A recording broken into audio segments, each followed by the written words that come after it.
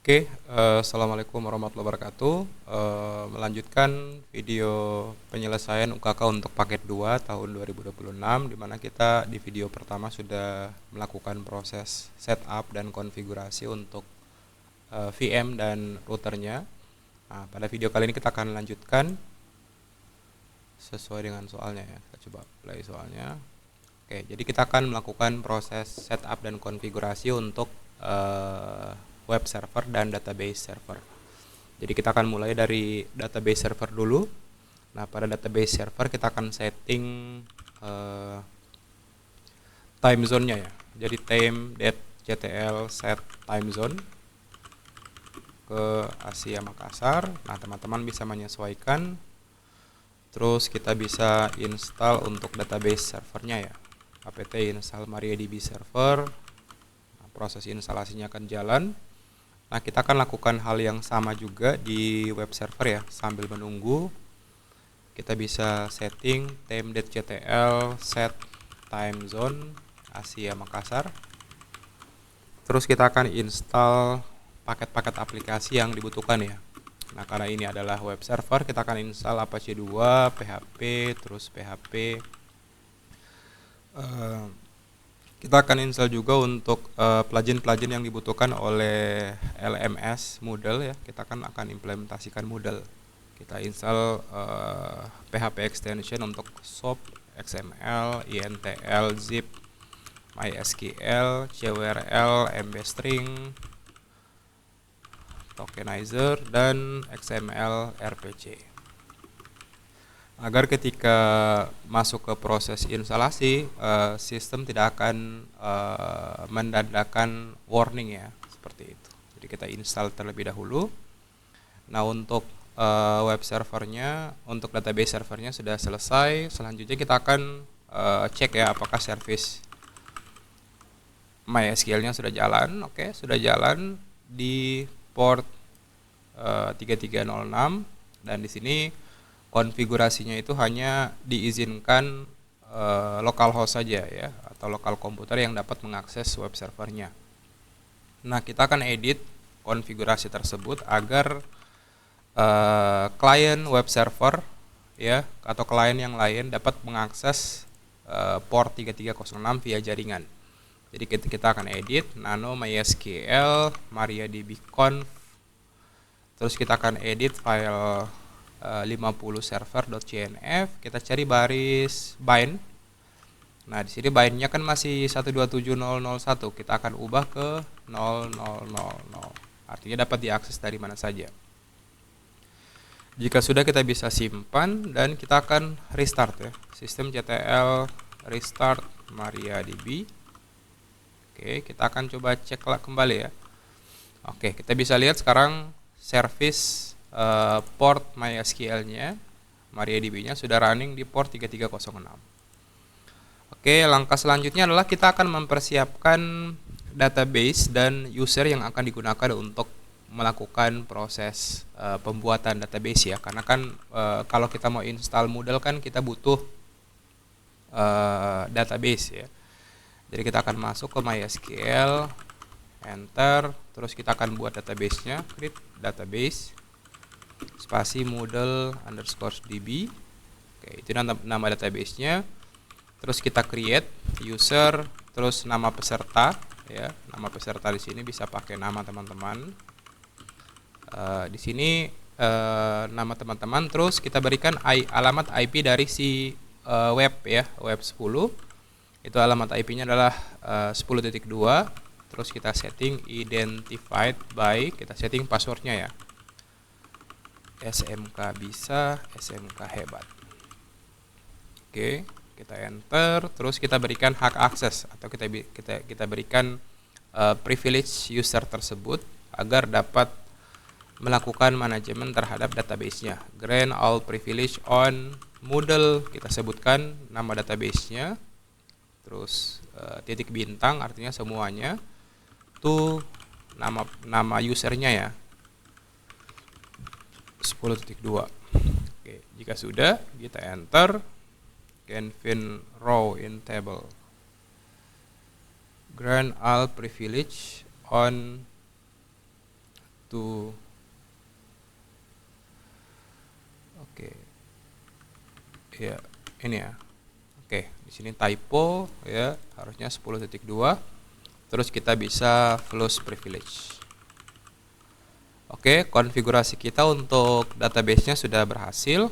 Langkah selanjutnya kita akan lanjutkan proses konfigurasi di sisi VM Web 10 ya. Nah, jadi ketika kita sudah install web server dan PHP serta extensionnya, kita akan install juga untuk tools pendukung, links, dan unzip ya. Kita install. Oke, jika sudah, kita akan masuk ke atau melakukan proses konfigurasi pada php.ini, di mana kita akan custom beberapa item ya, PHP 8.3, Apache 2, PHP ini, enter. Nah, kita akan edit pada bagian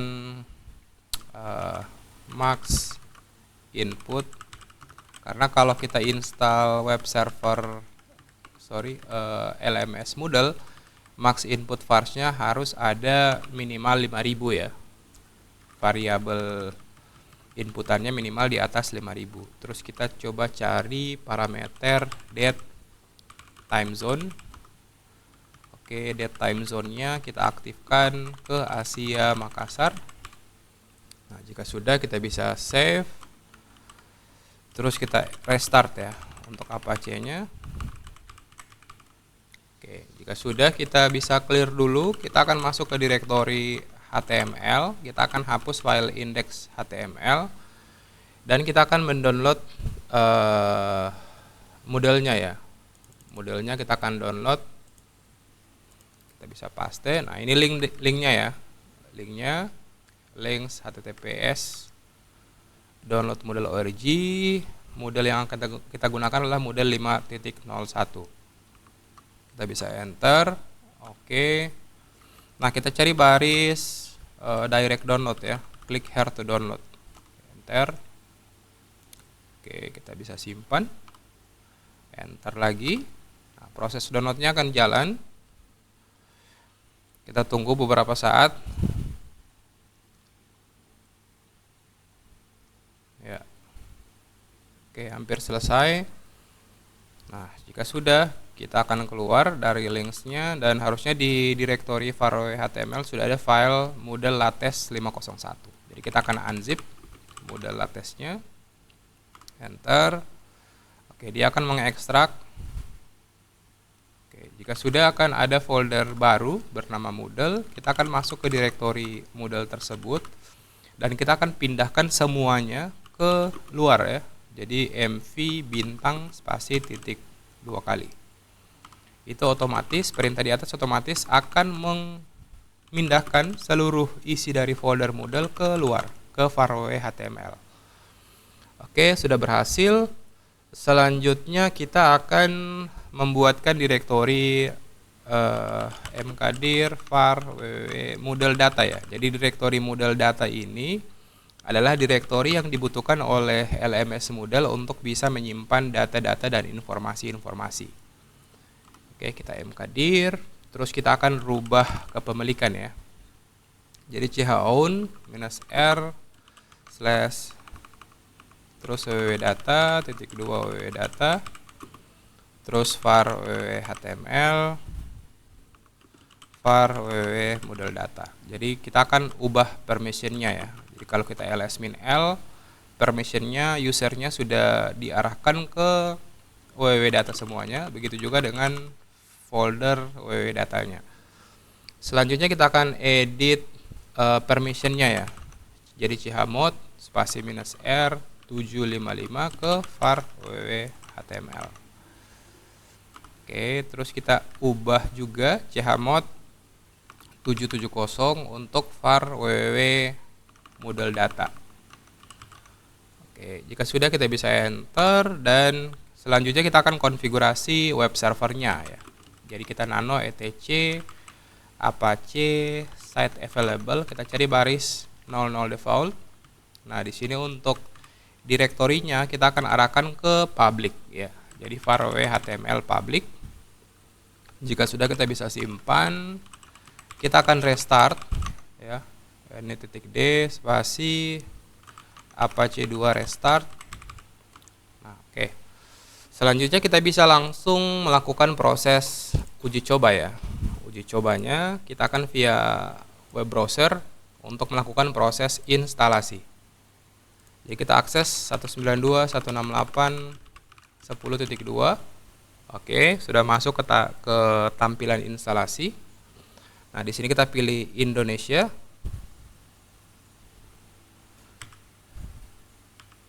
Oke. Terus kita bisa pilih selanjutnya. Nah, di sini kita pastikan IP-nya sudah sesuai, direktorinya sudah sesuai, dan faraway model datanya sudah sesuai ya, yang kita sudah buat tadi. Kita bisa selanjutnya.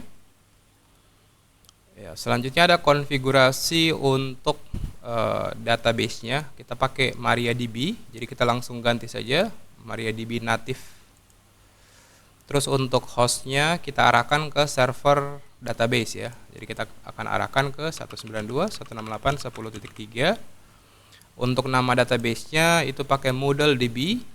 Nama penggunanya bisa pakai Walid Umar, kata sandinya SMK bisa, SMK hebat ya. SMK bisa, SMK hebat. Terus prefixnya bisa pakai UKK ya. UKK. Nah, jika sudah, pastikan sama ya dengan database yang sudah kita buat tadi, nama database-nya, nama usernya, dan passwordnya. Jika sudah, kita bisa klik selanjutnya. Oke, proses instalasinya akan jalan ya. Oke, ini adalah pemberitahuan untuk hak cipta, license agreement. Nah, ini untuk ketika kita masuk ke sini belum bisa lanjut karena kita belum menginstal extension tambahan ya, phpgd ya. Itu kelupaan tadi, apt install phpgd -y, terus kita restart web servernya ya. Oke, berhasil. Kita akan muat ulang. Pastikan sudah hijau semuanya. Nah, ini error di sini karena kita diminta untuk menggunakan Composer, terus site-nya belum HTTPS ya. Kita bisa lanjut. Nah, untuk opsi itu kita bisa abaikan, maka proses instalasinya akan jalan ya. Kita bisa pantau ya, harusnya varlog MySQL.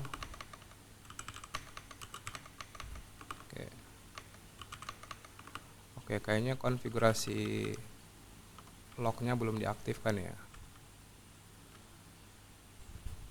Oke, granat log file.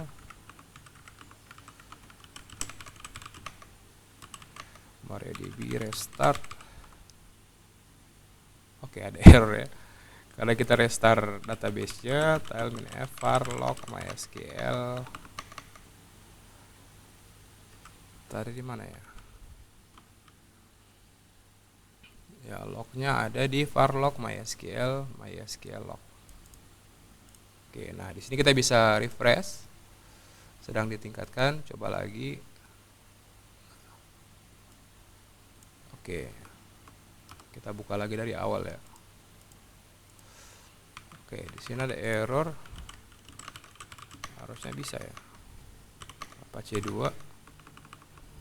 Sorry, MariaDB status. Oke, MariaDB-nya running ya.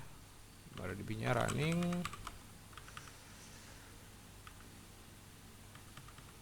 Ya, harusnya tidak ada masalah ya. Oke, solusi dari permasalahan yang kita temui tadi ya, masalah galat, itu karena kita melakukan proses manajemen terhadap database yang sedang digunakan. Jadi solusinya adalah kita mengosongkan file directory model data ya, dengan cara kita hapus semua isinya, dan ini proses instalasinya sudah kembali. Oke, sudah berhasil. Kita bisa continue dan proses instalasinya akan jalan ya, seperti itu. Oke, ya kita bisa pantau pakai httop untuk penggunaan resource-nya ya. Nah, ini proses instalasinya lagi jalan. Ya, selanjutnya kita continue ya untuk melanjutkan proses instalasi. Ya. Nah, pada step ini kita akan memasukkan username dan password ya. username dan password untuk administrator. Jadi kita akan masukkan password.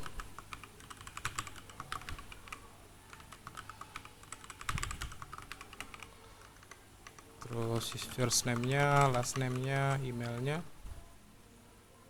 Oke, kita bisa update profil.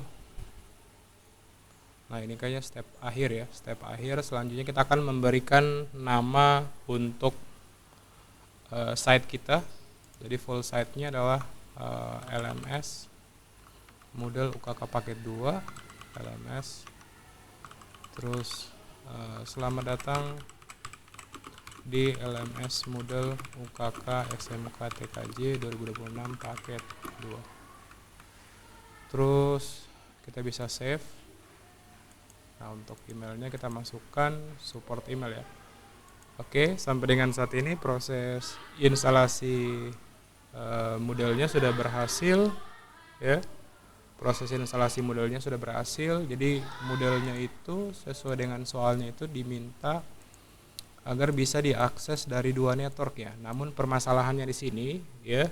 Permasalahannya di sini Moodle itu hanya mengizinkan pengaksesan satu arah ya. Kalau kita cek pada baris HTML di konfigurasi config.php itu konfigurasi www-root-nya itu hanya bisa 1 kali. Jadi kalau kita mau seperti yang di sini ya. Namun kita akan coba dulu untuk membuat konfigurasi pada mikrotik-nya agar firewall-nya akan meneruskan request-nya ya. Jadi pada soal itu kita diminta untuk agar jaringan luar DST address-nya ke IP 172.16.100.10, protokolnya TCP, DST port-nya misalnya ke 9090. Jadi kalau ada klien yang mengakses 100.10 ke IP 9090, maka akan diarahkan atau akan di DST NAT-kan ya. Di sini kita tambahkan dari internet ya.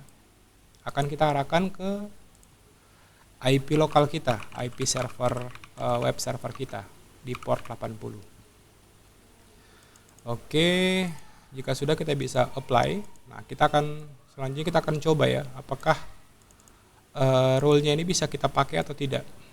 Atau kita juga bisa buat 2 rule ya, di mana rule yang pertama itu untuk mengakses web server. Nah, rule yang kedua kita akan buat agar kita bisa mengakses proxmox-nya dari public.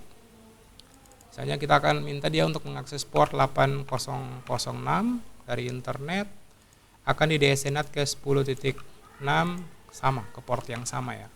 Nah, kita akan uji 2 ya. Di sini kita akan uji 2 rule, di mana rule pertama itu rule yang sesuai dengan soal, dan rule yang kedua DSNAT akses ke web server lokal dari public. Oke, kita sudah berikan note.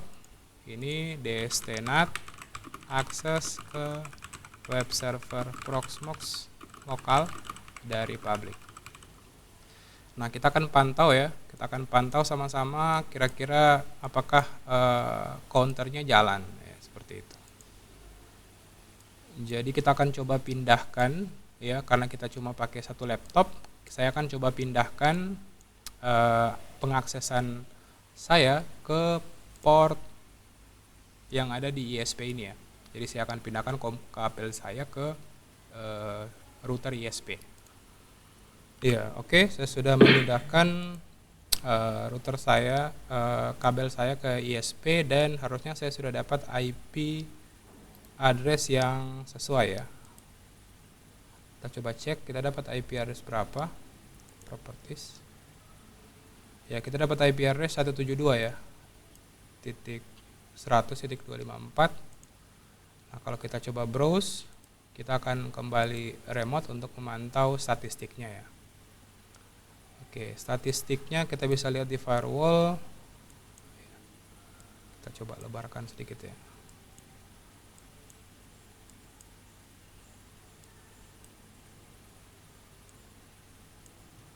Oke, kita akan coba untuk akses ya. Akses ke web server lokal dulu.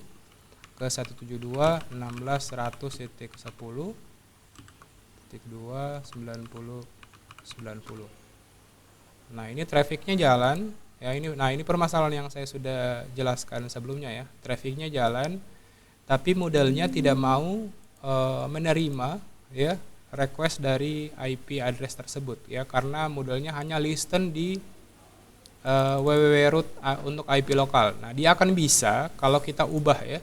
Kita ubah ke 172.16.100.100.10 ya. Nah, berbeda dengan yang ketika kita mau akses Proxmox-nya. Nah, kalau kita akses Proxmox-nya 110.8006, ini ketika kita enter, nah trafficnya langsung jalan dan Proxmox-nya bisa terbuka ya.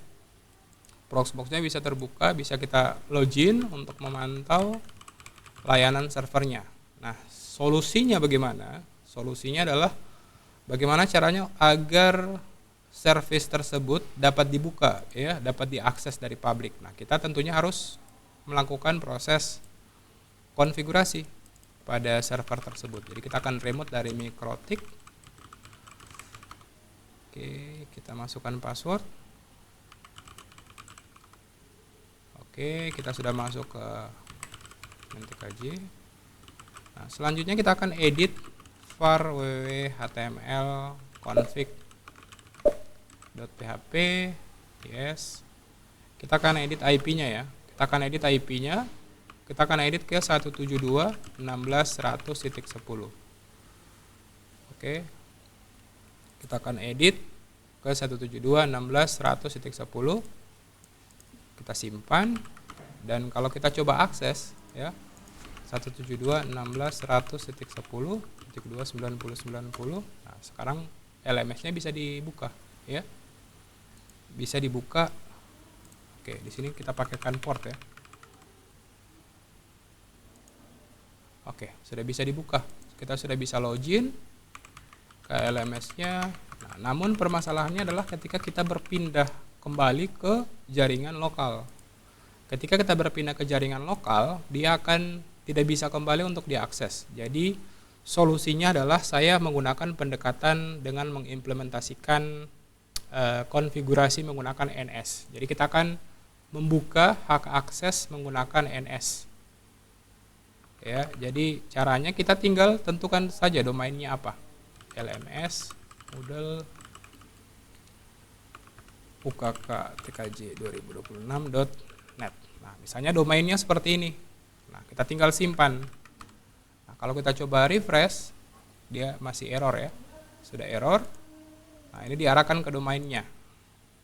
Ya, jadi solusinya adalah kita akan menggunakan atau mengimplementasikan penggunaan domain ya, agar kita dapat akses dari jaringan publik dan jaringan lokal. Ya, kita bisa lihat ketika kita sudah ubah dan kita coba akses ke alamat ini, dia langsung redirect ke domain ya. Jadi kita akan coba setting agar di sisi router itu dapat menggunakan DNS statik. Kita akan tambahkan di router. Nah, ini nama domainnya. Terus kita akan masukkan addressnya. Nah, kita masukkan addressnya 2 ya, 10.2, apply, dan kita copy untuk 172.16.100.10. Oke. 100.10. Nah, kita apply lagi. Nah, perubahan ini harus kita lakukan juga pada router ISP ya, router ISP. Jadi kita akan masuk ke router ISP. Nah, kita akan tambahkan DNS statik ya. Statik DNS, kita tambah, kita paste. DNS static entry. Oke, di sini kita masukkan 172.16.100.10. Nah, kita bisa apply, oke. Nah, selanjutnya kita akan setting agar DHCP servernya itu melakukan proses request ya, NS-nya ke router ini ya. Jadi DNS servernya itu 172.16.100.10. Terus di sini kita tambahkan juga sub DNS-nya ke 888. Sama halnya settingan juga di sini ya. Kita arahkan ke sini. Ini juga kita tes sini ya. 100.1. Oke, dan ke iya. Oke, 100.10 dan ke kita tambahkan juga untuk 88 ya. Nah, selanjutnya kita akan tes apakah sudah bisa ping. Ketika dia ping, kita akan tes untuk ping. Paste. Nah, harusnya pingnya sudah reply ya. Jadi ketika kita ping ke LMS Moodle itu langsung diarahkan ke 172.16.100.10.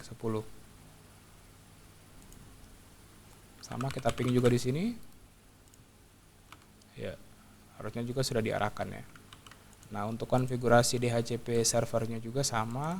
Kita akan tambahkan IP DNS di sini ya. 172.16.100.10. Kita apply. Nah, selanjutnya kita akan melakukan release ya dan renew untuk IP address kita. Jadi kita akan coba setting. Nah, kita pastikan dulu konfigurasinya sudah oke di sisi server ya. Oke, sudah oke. LMS garis data model UKK TKJ 2026.net. Kita akan release dulu IP address-nya. Terus kita akan renew ya, kita akan perbaharui. Nah, oke, sudah berhasil. Kita akan coba ipconfig/all. Nah, kita harusnya sudah dapat NS dari router ya. Oke, kita coba tes ping. Ping ke LMS Moodle harusnya diarahkan ke 16.100.10. Jadi kita refresh kembali. Harusnya diarahkan ya.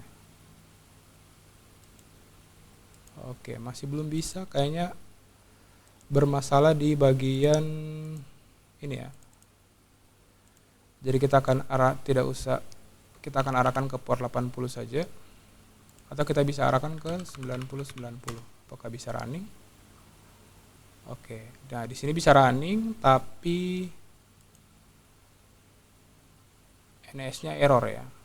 NS-nya error. Jadi kita akan coba seragamkan ke 80 saja. Oke, agar ketika kita akses langsung bisa terbuka ya. Oke, langsung bisa terbuka dan kita bisa login ya. Kita login dulu. Oke, loginnya berhasil. Nah, ini trafficnya kalau kita pantau di sini trafficnya jalan ya. Never, kita masuk ke my course, kita masuk ke site administration, oke, jalan terbaca trafficnya. Nah, selanjutnya kita akan simulasi untuk pindah network ya. Kita akan saat ini kan kita dapat IP, kita tergolong pada klien yang ada di public ya. Oke, kita coba tes buka soalnya dulu. Soal UKK. Terus paket 2.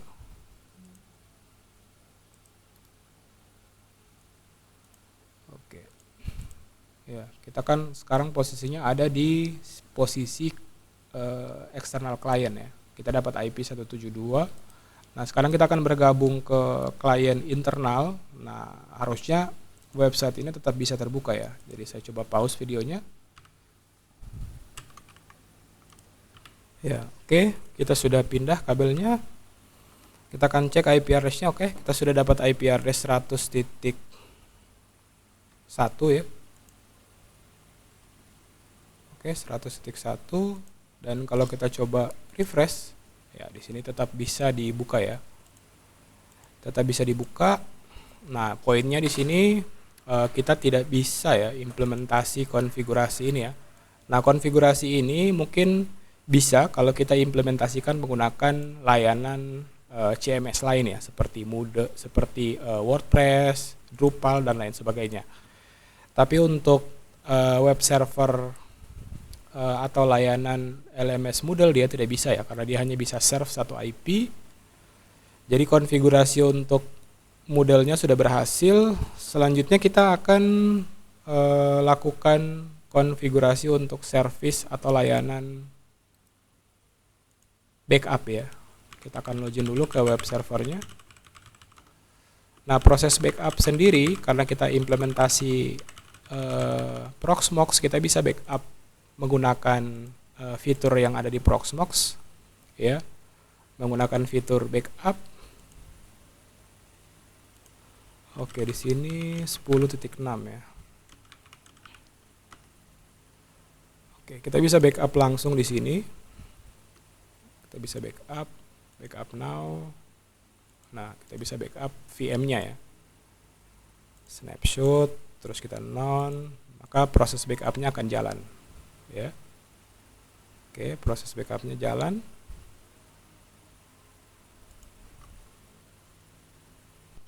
Oke, proses backup-nya sudah selesai dan kita sudah punya file backup ya, vzdump untuk file backup kita untuk VM-nya.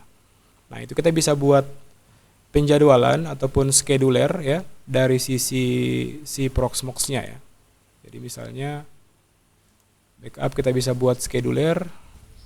Ya, jadi proses backup itu bisa dilakukan secara manual ya, langsung pada VM-nya, dan kita juga bisa melakukan proses backup secara otomatis ya. Jadi kita bisa jadwalkan misalnya untuk node ini, terus schedule-nya kita bisa tentukan ya everyday pada pukul 2 sampai pukul 22.23. Itu proses backup-nya untuk VM yang mana.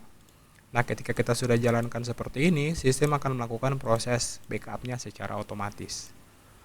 Oke, keep last, keep daily ya. Keep daily-nya kita tentukan 3 agar ada backup di 3 hari ya. Notifikasinya kita bisa create. Nah, ini otomatis backup-nya akan jalan. Nah, kalau kita mau buat backup manual ya pada sistem, kita bisa menggunakan sistem script ya. Jadi kita akan buat scriptnya dulu. Kita buat foldernya dulu ya di mkdir/backup sesuai soal. Terus kita akan berikan hak akses root. Oke, kayaknya tidak perlu hak akses. Kita berikan chmod saja untuk /backup. Selanjutnya kita akan buatkan sebuah script ya, sebuah script backup yang kita simpan di usr local bin backup server.sh. Kita masukkan scriptnya ya. Jadi saya sudah buat script yang akan digunakan. Kita paste. Nah, scriptnya akan coba saya jelaskan dulu satu persatu. Jadi ini merupakan script yang akan melakukan proses otomatisasi proses backup. Yang pertama kita buat beberapa variabel seperti username-nya, password-nya ya. Username-nya root, password-nya sekian, terus file name hasil backup-nya seperti apa. Terus kita tentukan directory temp-nya, directory sementaranya. Nah, di sini ada proses backup menggunakan MySQL dump yang akan database-nya akan disimpan. Selanjutnya ada juga script yang akan melakukan proses pengkopian seluruh isi direktori dari etc apache 2 ke direktori temporary. Begitu juga dengan isi file var.ww juga akan di backup. Selanjutnya direktori temp tersebut akan dicoba buatkan sebuah file berekstensi tar ya, menggunakan perintah tar czf. Terus selanjutnya ketika file tar-nya sudah selesai akan disimpan di direktori temdir. Selanjutnya seluruh direktori temdirnya akan dihapus dan kita akan melakukan proses penyalinan filenya. Jadi itu scriptnya, kita simpan dulu.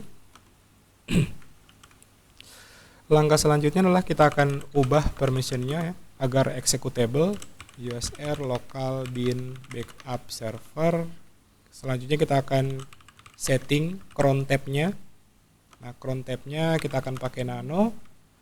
Di sini kita pilih proses backup-nya itu setiap 1 hari 1 kali. Jadi kita buat di sini 0 spasi 2 spasi bintang bintang bintang, terus kita jalankan perintahnya ya. usr lokal bin backup server.sh.